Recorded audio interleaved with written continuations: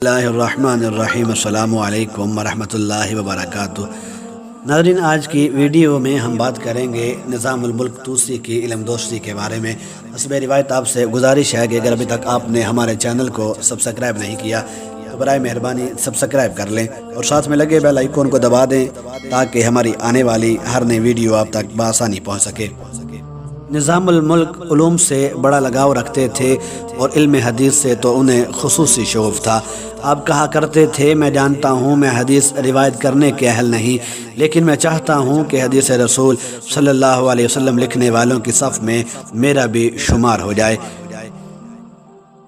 نظام الملک کی مجلس علماء فقہاء سے آباد رہا کرتی تھی۔ آپ پورا دن ان کے ساتھ گزار دیتے۔ ایک دفعہ ان سے کہا بھی گیا، یہ لوگ آپ کو بہت سے مفید کاموں سے غافل کر دیتے ہیں۔ فرمایا، یہ لوگ دنیا اور آخرت کا حسن ہیں، اگر میں انہیں اپنے سر پر بٹھاؤں تو بھی کم ہے۔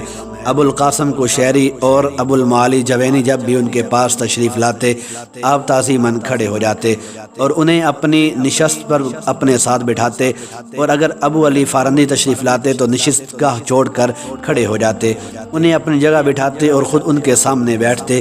اس بارے میں جب ان سے پوچھا گیا تو فرمایا، ابو القاسم قشیری اور ابو المعالی جوینی جب آتے ہیں تو میری تعریف کرتے ہیں اور میری عزت کرتے ہیں اور میرے بارے ایسی باتیں کرتے ہیں کہ ایسے خصائل مجھ میں نہیں۔ ان کی باتیں سن کر میں بتقاضۂ بشری پھول جاتا ہوں، لیکن ابو علی فارندی آتے ہیں تو مجھے میرے عیوب اور مظالم یاد دلاتے ہیں اور میں اپنی کوتاہیوں کی تلافی کرنے کی کوشش کرتا ہوں۔ ابن اسیر لکھتے ہیں، نظام الملک کے متعلق مشہور ہے کہ وہ عالم، دیندار، سخی، عادل، حلیم، گناہ گاروں سے درگزر کرنے والے خاموش طبع انسان تھے۔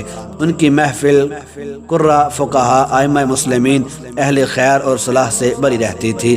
آپ حافظ قرآن تھے۔ 11 سال کی عمر میں قرآن کریم حفظ کیا اور مذہب شافعی کی تحصیل میں مشغول ہو گئے۔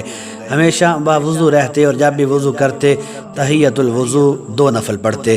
جب اذان کی آواز کان میں پڑتی تو جس حالت میں ہوتے رک جاتے اور کام سے ہاتھ کھینچ لیتے، اور جب اذان ہو جاتی تو نماز پڑھتے اور اس سے پہلے کسی کام کو ہاتھ نہ لگاتے۔ اگر مؤذن اذان سے غافل ہو جاتا اور اذان کا وقت ہو جاتا تو آپ اذان کا حکم دیتے۔ حفظ اوقات اور لزوم صلاۃ میں یہ وہ بلند مرتبہ ہے جو صرف ان لوگوں کو نصیب ہوتا ہے جو دنیا کے علائق سے الگ ہو کر عبادت خداوندی کے لیے اپنے آپ کو وقف کر دیتے ہیں۔ کمال خدا رسیدہ تھے۔ ایک مرتبہ بیان فرمایا کہ میں نے خواب میں ابلیس کو دیکھا اور اس سے کہا، تیرا ستیہ ناس ہو، اللہ تعالیٰ نے تجھے اب پیدا کیا اور براہ راست تجھے آدم علیہ السلام کو سجدہ کرنے کا حکم دیا، لیکن تو نے نافرمانی کی۔ دیکھ، مجھے اس نے بالمشافہ سجدے کا حکم نہیں دیا، لیکن میں روزانہ اس کی بارگاہ میں کئی بار سجدہ ریز ہوتا ہوں۔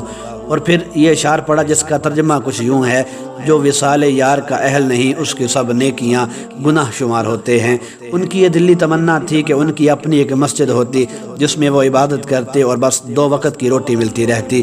اس بارے ان کا کہنا ہے، میں اس بات کا متمنی رہا کرتا تھا کہ میرا اپنا چھوٹا سا قریہ ہوتا اور اس میں ایک مسجد ہو جس میں علائق دنیا سے الگ تھلگ ہو کر اپنے رب کی عبادت میں مشغول رہوں۔ پھر کچھ عرصہ بعد میری آرزو یہ رہی کہ مجھے روزانہ ایک روٹی مل جائے اور ایک مسجد ہو جس میں اللہ کریم کی عبادت میں مشغول رہوں۔ عاجزی اور انکساری کا یہ عالم تھا کہ ایک رات کھانا کھانے بیٹھے تو دسترخوان پر ایک طرف ان کے بھائی ابو القاسم، دوسری طرف والی خراسان، اور والی کے پہلو میں ایک فقیر بیٹھا ہوا تھا جس کا ایک ہاتھ کٹا ہوا تھا۔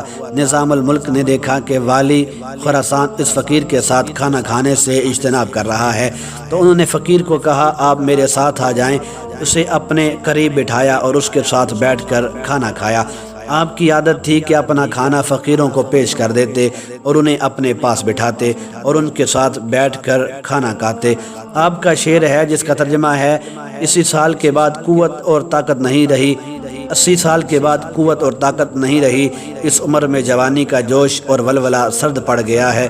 گویا میں موسیٰ ہوں اور میرے ہاتھ میں عصا ہے، لیکن بلا نبوت کے موسیٰ ہوں۔ یہ اشعار بھی انہی کی طرف منسوب ہے جس کا ترجمہ ہے، طوالت عمر کے بعد میری کمر کمان بن گئی ہے، راتوں نے مجھے بہت بری طرح کچل ڈالا ہے، میری حالت یہ ہو گئی ہے کہ عصا میرے آگے آگے چلتا ہے، گویا وہ کمان کی تانت ہے۔ شعر گوئی کے ساتھ ساتھ دوسرے شعراء کے شعر سنتے اور ان سے متاثر ہوتے تھے۔ جب بیمار ہوئے اور ابو علی قمصانی عیادت کو آئے تو انہوں نے یہ شعر پڑھا، جس کا ترجمہ یہ ہے: جب ہم بیمار ہوتے ہیں تو ہر نیکی کی نیت کر لیتے ہیں، اور اگر ہمیں تندرستی حاصل ہو جائے تو ہم حق سے منحرف ہو جاتے ہیں اور گناہ کرنے لگتے ہیں۔ جب ہم ڈرتے ہیں تو معبود حقیقی سے امیدہ وابستے کر لیتے ہیں، اور جب ہمیں امن حاصل ہوتا ہے تو ہم معبود برحق کو ناراض کرنے لگتے ہیں اور ہمارا عمل پاکیزہ نہیں رہتا۔ یہ اشعار سن کر نظام الملک بہت رویا اور کہا، میری حالت ایسی ہی ہے جیسے شاعر نے کہا ہے۔ 485 سن ہجری تھا، جمعرات کا دن اور رمضان شریف کا 10واں روزہ تھا۔ جب افطار کا وقت ہوا تو نظام الملک نے مغرب کی نماز ادا کی اور دسترخوان پر بیٹھ گیا۔ فقہا، قراء، صوفیاء اور ضرورت مندوں کا جمع غفیر موجود تھا۔ اسلامی تاریخ کا تذکرہ شروع کر دیا۔ خلیفہ دوم حضرت عمر رضی اللہ تعالی عنہ کے زمانے میں جب مسلمان نہاوند پہنچے تو وہ کون سا مبارک علاقہ ہے جہاں انہوں نے پڑاؤ کیا، فارسیوں اور مسلمانوں کے درمیان کیسے کیسے خونی مارکے ہوئے، کون کون سی عظیم شخصیات تھیں جنہیں شہادت سے سرفراز کیا گیا۔ شہداء کا ذکر کرنے کے بعد بولے، خوش قسمت ہیں وہ لوگ جنہیں ان کی شہادت کی معیت حاصل ہو جائے۔ جب کھانے سے فارغ ہوئے تو اپنے مکان سے نکلے اور زنان خانے کی طرف چل دیے۔ حدث دیلمی کے ساتھ ساتھ ان کے ساتھ ہو لیا، گویا وہ اپنے کسی جرم کی معافی مانگ رہا ہے یا مدد طلب کر رہا ہے، لیکن اس کی نیت اچھی نہیں تھی۔ فوراً ہاتھ مارا اور نظام الملک کو شہید کر دیا۔ آپ کو حرم یعنی زنان خانہ میں لے جایا گیا۔ کہا جاتا ہے کہ اسماعیلیوں باطینیوں کے ہاتھوں قتل ہونے والے آپ پہلے شخص ہیں۔ نظام الملک کے قتل کی خبر جنگل کی آگ کی طرح پھیل گئی۔ اسلامی فوج چیخ اٹھی، بادشاہ حزن و ملال کی تصویر بنے، فوراً پہنچے اور اتنے روئے کہ ہچکچی بند گئی۔ وہ 1 گھنٹہ تک شہید کے پاس بیٹھے رہے۔ نظام الملک نے دین اسلام کی سربلندی کے لیے اپنی زندگی صرف کر دی اور پھر دین ہی کی خاطر اپنی جان قربان کر دی۔ وہ خوش بختی کی زندگی جیے اور قابل تعریف شاندار اور شہادت کی موت مرے۔ قاتل خیمے کی رسی سے الجھا اور گر پڑا۔ قاتل خیمے کی رسی سے الجھا اور گر پڑا۔ نظام الملک کے غلاموں نے اسے فوراً آ لیا اور قتل کر دیا۔ آپ کے خادموں کا بیان ہے کہ جب ان کے آخری سانس تھے تو آخری الفاظ جو منہ سے نکلے وہ یہ تھے، میرے قاتل کو قتل نہ کرنا، میں نے اسے معاف کر دیا۔ کلمہ شہادت پڑھا اور جان آفرین کے حوالے کر دی۔ اہل بغداد کو جب نظام الملک کی شہادت کی خبر ہوئی تو سارا شہر تصویر غم بن گیا۔ وزیر اور رئیس 3 روز تک تعزیت کی غرض سے بیٹھے۔ شعراء نے مرثیے لکھے۔ مقاتل بن عطیہ کا مرثیہ انہی میں سے ایک ہے۔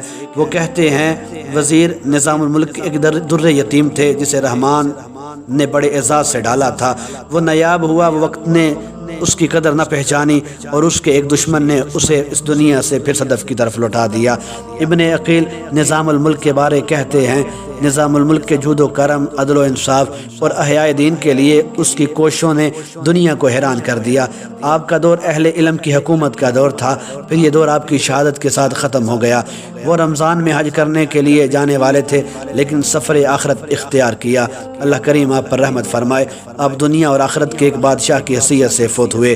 ناظرین، آنے والی ویڈیو میں ہم آپ کو بتائیں گے کہ سلجوقی سلطنت کا خاتمہ کیسے ہوا۔